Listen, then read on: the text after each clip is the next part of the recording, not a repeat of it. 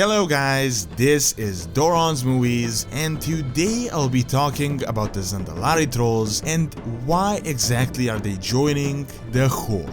Going through their history as well as some speculations on what will happen with them in battle for Azeroth. So without further ado, let's get into the lore.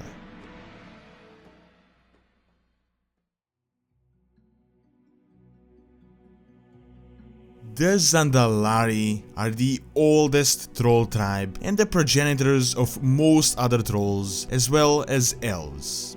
When Azeroth or Kalimdor was just one continent, they settled in a mountain range known as Zandalar, where they had worshipped the wild gods, or the Loa as they had called them. Other troll tribes existed around them, but they were the most powerful, and over time they built the bustling temple city of Zuldazar.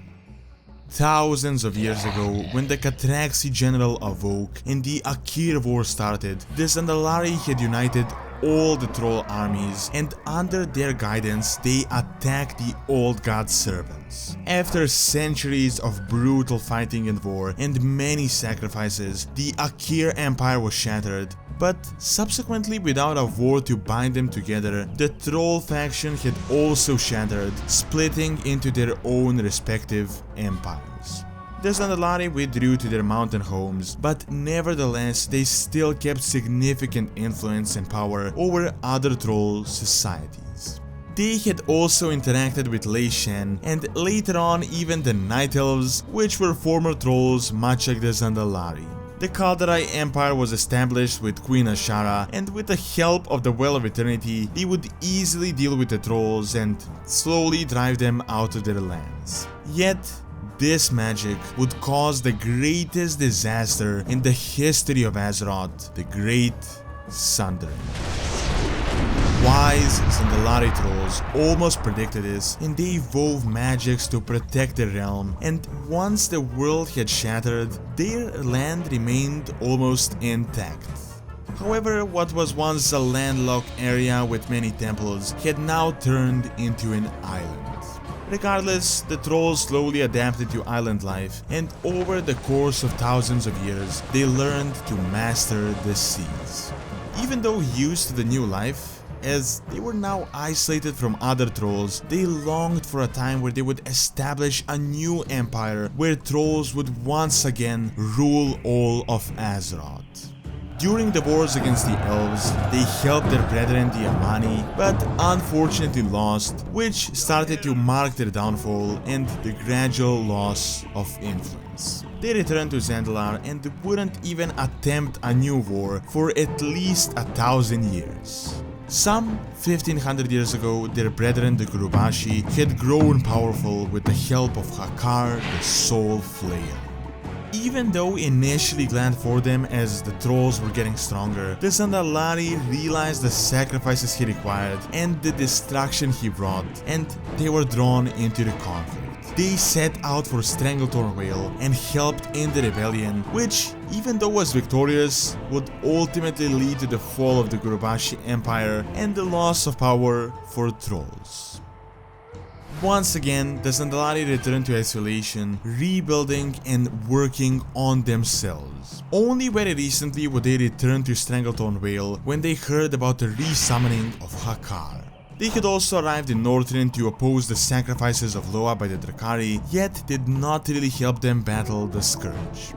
At this point, things are starting to look grim for the trolls worldwide, and in these dire times, a prophet would arise, the most trusted prophet of the God King Rastakhan by the name of Zul, spreading his vision of a terrible cataclysm that would shake Azeroth to its core. He pleaded for the trolls to abandon their Zandalari homeland and unite with other troll tribes. The council and king dismissed his claims, but when the cataclysm did in fact arrive and their island was split into two with parts of the island falling under the sea, the philosophy of the Zandalari slowly started to change.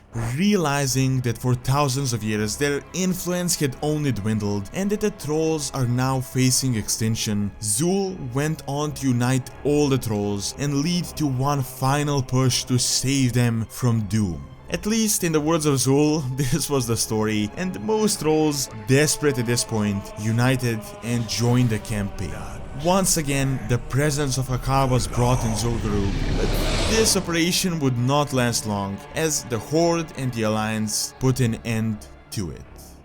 This, however, was not the end, as the trolls still remained in the same situation, even worse at this point, further fueling their desperation.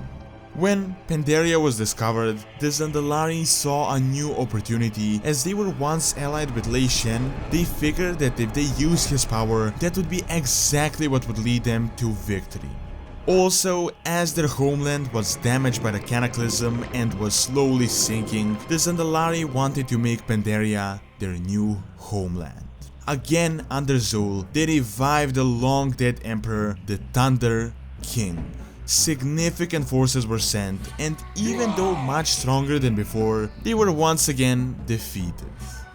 Now the troll forces were shattered, but they did not quit. Instead, Zul attempted to ally with Queen Azshara to bring the Zandalari back to greatness, and now most recently, he leads a coup against the God King Rastakhan. At this point, Zul will stop at nothing. No power is too dark and no price is too big to pay for return of the once mighty Troll Empire. Now, as the Horde and the Alliance once again go to war on a scale bigger than ever before, the Horde arrives to Zandalar to recruit the ancient Troll tribe. The question arises, why after all these wars, after what the Horde did to them and what they did to the Horde, would they join? I think it is really not that difficult to answer this question. The Darkspear are a part of the Horde, and as we have seen, they were called in by Zul during the time of Cataclysm, which means that they respect him, even though they refused to join. When you look at it, the Zandalari were never really that evil to begin with. They just really wanted to rebuild their former empire and to return their old power. For almost 10,000 years, they were just isolated on their island, and the wars they did join was in order to help other trolls. Only during the time of Cataclysm would they do something really dark with Aqir, but as we have seen, it was because Zul had gained significant influence and because their homeland was shattered by the disaster. Now, as the trolls are in a civil war, it doesn't seem that unreasonable for King Rastakhan to accept the help of the Horde. First of all, they need a hand in the civil war, and second, they literally have no other options. Their campaigns failed, their homeland is slowly sinking, so they're completely desperate. If they join the Horde, they would have a new home and a way to continue their existence. However, it would be interesting to see how the goblins would react, as they were once enslaved by the Zandalari, as well as the Blood Elves that once battled them together with the Amani. Regardless, the Zandalari Trolls are one of the oldest creatures on Azeroth, and it would be great to finally be able to see them as something other than just enemies. Alright, and that is all I have for this video. Do leave your thoughts and don't forget to like and subscribe, as it really helps out and keeps all the content going. Thanks a lot for taking time out of your day to watch this video, and see you next time.